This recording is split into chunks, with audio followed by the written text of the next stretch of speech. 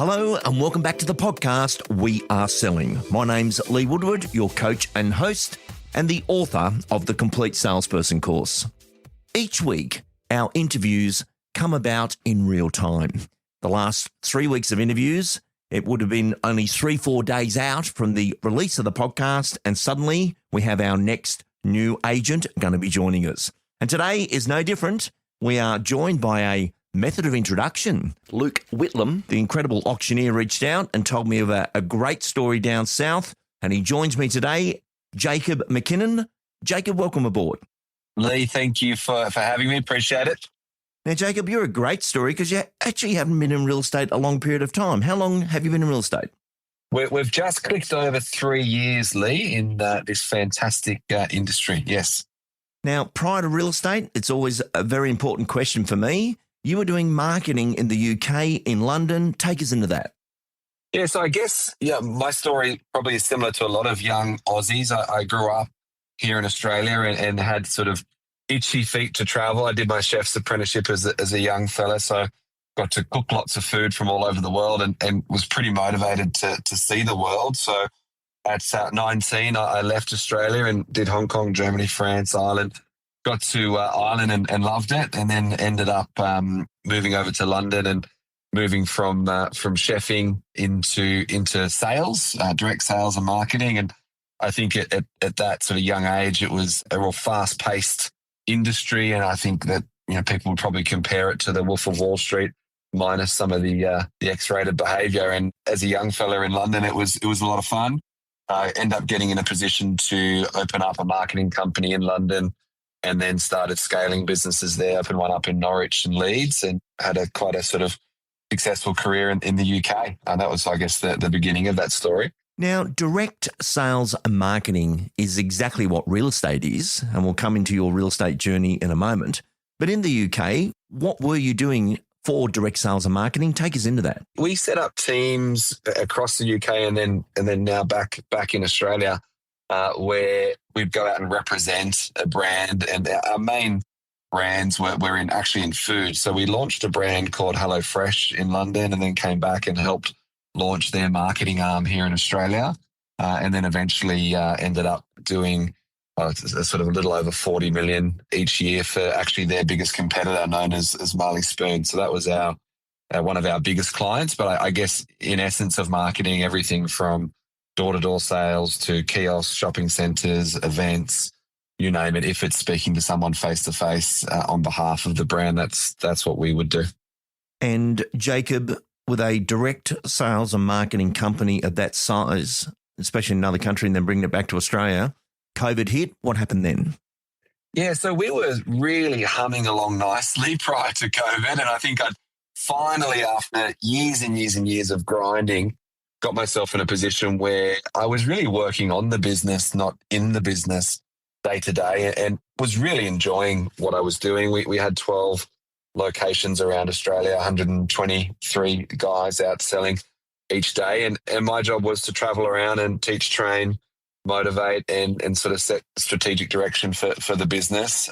COVID happened, and as you can imagine, face-to-face sales was not a business that survived during that period. So we sort of went from doing about 20 million a year in revenue down to zero. And we were sort of losing, I worked out we were losing about 100 grand a month, each month on month. And I sort of saw the writing on the wall that if we don't sort of, put an end to this, it's going to be a pretty slow and horrible death. So we decided to wrap up that business and gave a very good friend of mine that I grew up with a call.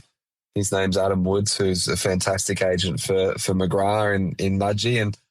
And he always said to me throughout my career, Jacob, if this marketing business ever goes tits up, make sure you give me a call. You'd be great at real estate. And I remember calling him. I said, mate, I'm making that call that you've said that I should make for many years. And he said, great, let's do this. So I moved to Mudgee for 6 weeks and did a crash course in real estate. And then moved back down to where I was originally from, the Southern Highlands. I hadn't lived down here for 20 years, but moved back down and started in real estate when I came back to the Southern Highlands. Jacob, what an amazing experience, good and bad. You learn many things about yourself and business in those dark moments. Let's go into this solo first year in real estate. How did you go? Not greatly. That's the first 6 months was definitely difficult in just getting some traction. And originally, we sort of set up our own brand here in the Southern Highlands, and I went out knocking on doors. And after about 2 months, I thought there's got to be an easier way to do this. So I decided to reach out to some local agencies and say, hey, would you be interested in letting me contract within your brand and let me sort of go out and pitch and sell, but represent your brand? And believe it or not, a lot of them said no. They said, you don't have the experience and we're not interested. And, wish you all the best. One very well-known agency sort of said, yes, let's catch up, and then stood me up for a coffee. So, it was very challenging at the beginning. I couldn't even sort of give commission away. But then there was a local brand here, Highlands Property, that said, yeah, go for it. We're happy for you to do that. So went literally door to door in the area that I live, knocking on people's doors, applying, I guess a bit of the Steinway system. So, shout out to Matt. I was listening to, his system day in, day out, and just sort of following that. It took me 6 months to get my first listing.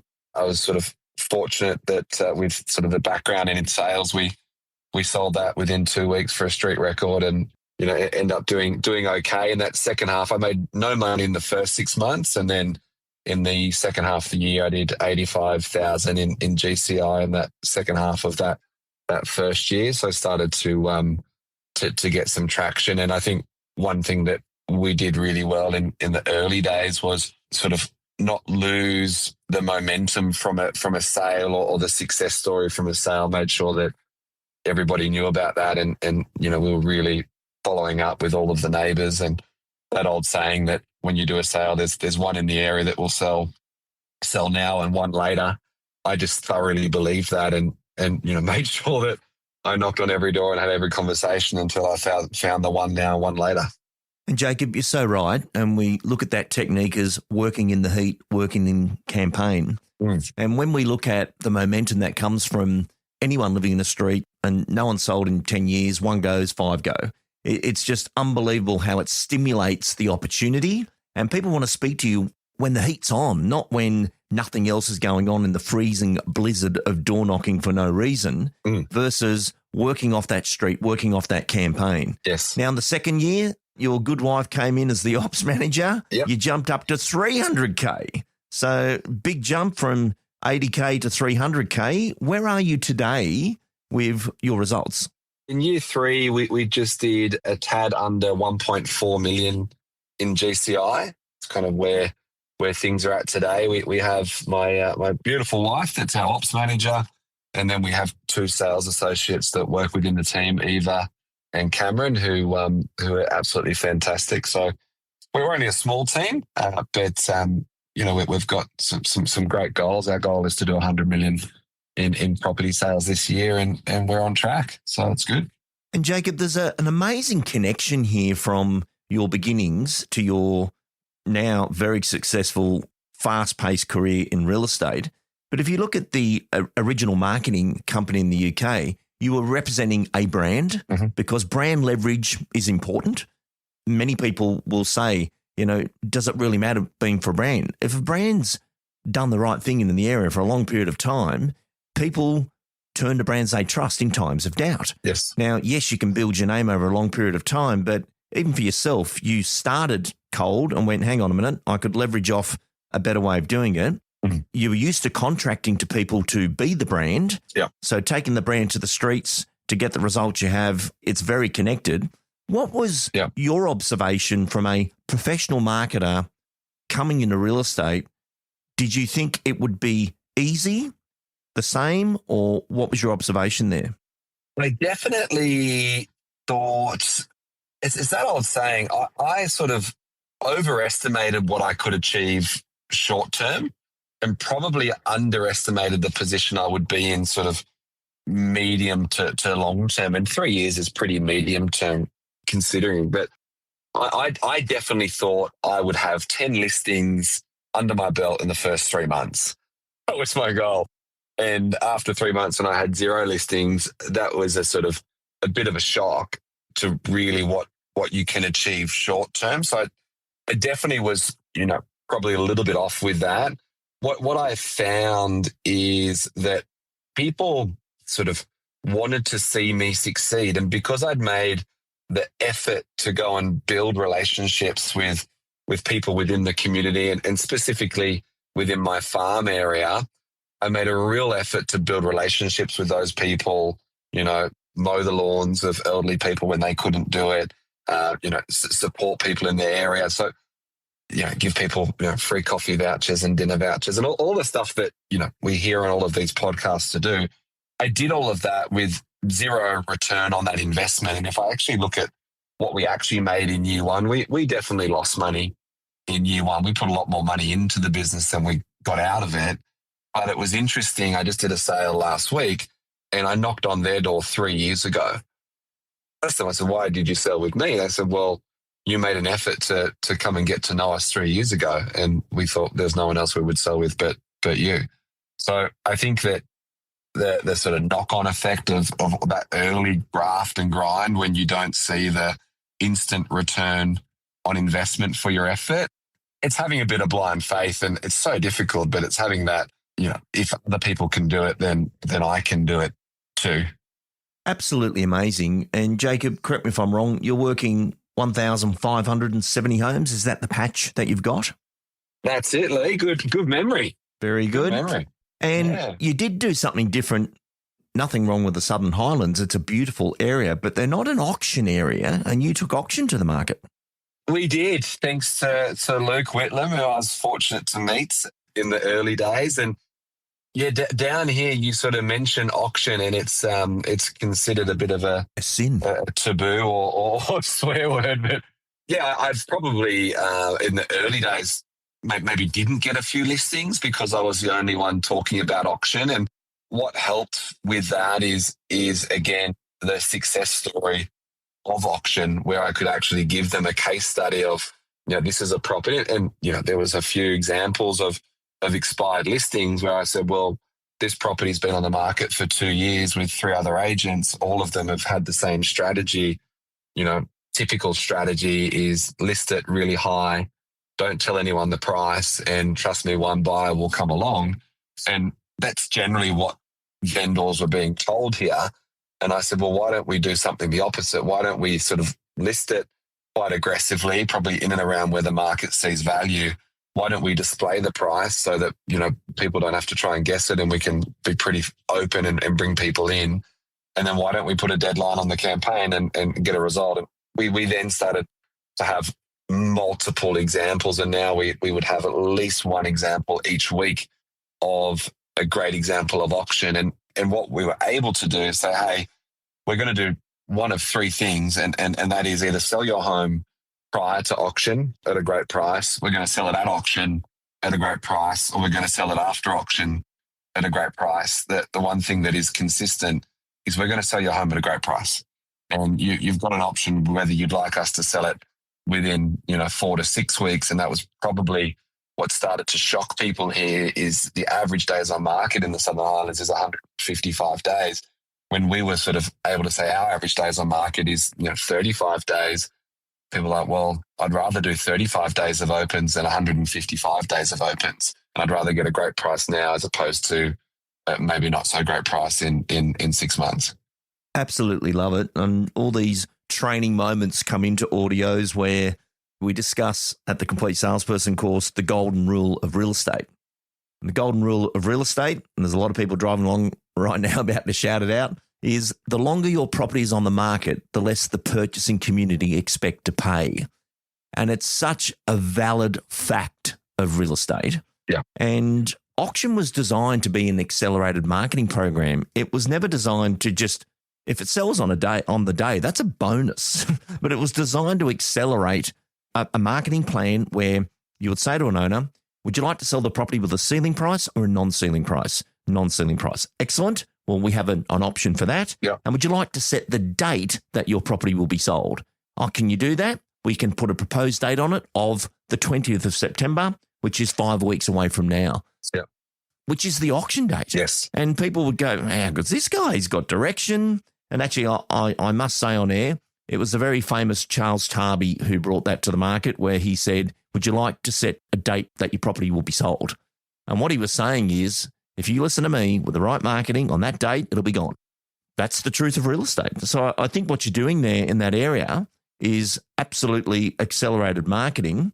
Take us into your use of video. Just taking some notes here, Lee. Thank you. There you go. I had the pleasure of meeting Charles recently at a property. So, yeah, no, big fan. Okay, I guess for us, we knew that video in the Southern Highlands, again, was something that they were only doing on sort of really prestigious properties, that sort of, really 5 million area. We started doing video on every property, regardless of the property. And if I look at our last financial year, our lowest sale was 390,000, a little studio, and our highest sale was 4 million. And every single property would have had some form of video marketing on it. And that helped promote the property and also help promote me, and then also help bring in vendors, because they said, you know what, we really love the video that you've done there. And I think that was also a chance for me to sort of connect my personality to what we do, being from a chefing, cooking background and loving cooking. A lot of our videos are of me cooking in a vendor's house. So part of my listing presentation was, would you like me to cook you a meal in your kitchen? And they'd be like, wow, well, no other agent said that. So that definitely probably helped get a few across the line. Absolutely love it. But what a great thing to do in your property videos, that today we're at Sunshine Drive. I've just put on the whichever meal you're cooking, and we look forward to seeing you on Saturday. Yeah. The Mad Chef real estate agent is there, but everyone loves cooking, hence MasterChef has such a following. But you've picked on something that's common to everyone, and every home's got this incredible kitchen moment if it's got a great kitchen. But I really love in this interview how you've connected the dots from direct sales and marketing in a different country, bringing it into this profession, which is direct sales and marketing. A big learning curve there for you. And this becomes my final question. Jacob, from someone who is from professionally doing direct sales and marketing and teaching people to do it, if you didn't know you now, but have the experience you've had in real estate, and 3 years to hit 1.4 is just exceptional, what would you tell a brand new agent to do in marketing for real estate, putting your hat back on as a professional direct marketing salesperson? What would you tell them to do? Probably not try and make lots and lots of money tomorrow. I would, set some realistic targets and goals over the next 3 to 4 years. And there's not many trades that you can do now in less than 3 years and be proficient at that trade. I think the real estate industry gives the perception that you can start today and be rich tomorrow. So I would definitely break that thinking, which is probably something I have learned now from going through this process. That's probably number one. But then I guess answering your question more directly, I would find an area that you're able to connect with people. And I think so often we're like, yeah, but we want to sell the biggest and the most expensive homes. So does everybody else. So you might find that that's the most competitive market for you to try and break into. My suggestion would be where you live is the best place to start. So one thing that people connected a lot with me on is that I live and own a house in the 1,500 homes that I prospect. And my initial pitch on how I started was I went around those 1,500 homes. I just introduced myself. So step one, I went and knocked on everybody's doors and said, hey, how are you? My name's Jacob McKinnon. I've actually just moved to Roland Road around the corner. And I would explain my house. And I'm a real estate agent. And I've also just started as a real estate agent. I don't have any experience. And I was very open and genuine with that. So I'm not going to ask you to sell your house today, but I just wanted to let you know who I am. And if it's okay with you, can I keep you updated with any sales in and around our home? So I was really pitching that I'm from here too, and I'm like you, and I care about this sort of pocket of Barrel. What I found people that disarmed them a little bit. They're like, this guy is so sort of genuine and non-threatening, because he didn't knock on my door going, hey, how you going? Do you like where you live? Do you want to sell? It was just a, hey, how are you? My name's Jacob. Nice to meet you. So that was sort of step one. And then I would provide them a market update. And really at the early days, it was just giving me something to do each day, because I would go out in the afternoon and knock on everybody's door. And then the next morning, I would have all of these market updates that I would have to prepare. So I would prepare all these market updates. I would write them a card, a handwritten card. In the card, I would put a coffee voucher to the coffee shop in our 1,500 homes. So it's a coffee shop in the area. And I'd say, thanks very much for meeting me yesterday. It was lovely to meet you. Looking forward to keeping you, in the loop. I'd then go back and I wouldn't pitch them again. I would just say, hey, Lee, we caught up yesterday. I just wanted to pass you your market update. And they would be about to say to me, Jacob, I'm not selling. So before they could say that, I would hand them the market update, and then I would turn around and walk out the drive or start to walk towards the gate. And so they were like, oh, this guy's not even trying to pitch me today. It's like just quickly passing you this market update. So I would do that. And then once I'd done that, I'd then go around again. I know it's a lot of door knocking, but I'd go around again. And then I'd chat to people and they'd be like, yeah, great to see you. How's it all going? And they then started to engage in my story. So then I was able to say, oh, I'm really excited. I've actually just listed my first home. And I remember when I listed my first home, I reckon I knocked on 1,000 doors to tell them I've listed my first home. One person said to me, they said, Jacob, you listed a home on Denby Drive. That's a fair way from here. I'm like, I know, but I'm just really excited. I want to let you know I've listed a home. And they were really supportive and engaging. So that was the next thing that I did. And then I kept going around, knocking on doors, chatting to people, being in the community. I just knew every single day I was sort of, if I was staying in the office for any longer than 2 hours in the morning, I wasn't productive and I was getting antsy. So I just had to be out speaking to people. And then I started to do more appraisals, and people would say to me, hey, I don't want to sell, but do you want to come in and just like have a look around? And at that time, I knew nothing about how trying to work out the value of a property, right? And I really didn't know anything about homes either. And that's probably important for me to say this very transparently on the call, that I didn't know the difference between a skirting board and an architrave. I didn't know, corners. I didn't understand homes. But people would take me around and they would tell me what they've done to their home. And I would ask them, I'd say, since you've purchased it, what have you done to improve the home? And they'd be like, we did this, we built this studio, and we've done a 40 mil Caesar stone bench top. And I would write down 40 mil Caesar stone bench top. That must be an important thing to know. I started to educate myself on homes and people and what they would do to add value to their home. And then when they were like, well, what do you think my home's worth? I would say, that's a great question, but I'm going to need to go back to the office tomorrow morning and have a look at the comparables and really understand your home before I can give you a price. So I would go back and, I would just jump on RP data, CoreLogic, work out what the growth is and what they're suggesting the home is worth. And very early in my career, I would just go back with whatever RP data said. I had no idea what a home was worth. And someone would go, well, that sounds pretty good. That's what I thought it was worth. And that was how I picked up that first listing. And now I've obviously got a good idea what they're worth. But hopefully that's not a too long answer to that question. But just going out and building a relationship with a small group of people. And Simon Sinek always says, you're better off to be well known by a few people than be kind of known by lots of people. So just building a really strong core relationship with just a few people. It doesn't need to be many. Absolutely brilliant answer to the question. And one of the themes I love about this, and you've just articulated that so well, is don't be confident, be competent. And to study what you're doing and take the notes you have and be interested in the learning process. And there's one thing about real estate that I passionately love about this industry, and it's this one point. If we were always right as agents, the market would never go up because everything would still be $199 out there. Whereas whenever we get a record price, we're absolutely wrong.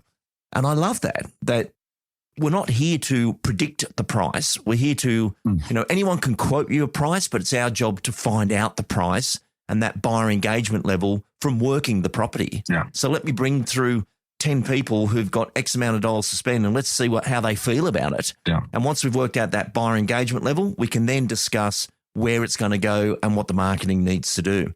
But pricing is something you're exploring. And if we were right, the market would never go up. No, great point. Well, Jacob McKinnon, an absolute brilliant interview. Really enjoyed your story. And you and I had a quick chat off air the other day to meet each other via phone due to method of introduction coming in from Luke. We look forward to hearing from you in the future. 1.43 years in is an incredible performance. And to your wife and two associates, congratulations. And we look forward to hearing from you again. Thank you, Lee. Appreciate it. And it's been great to meet you. The industry talks about you and you're very well known. So it's been an absolute pleasure and thanks so much. And that concludes another edition of We Are Selling. In our show notes are the links to next events. And we have the Complete Salesperson course, the Complete Property Management Day, and also the Complete Leader Conference for this year. Click on the link and I look forward to seeing you at a live event.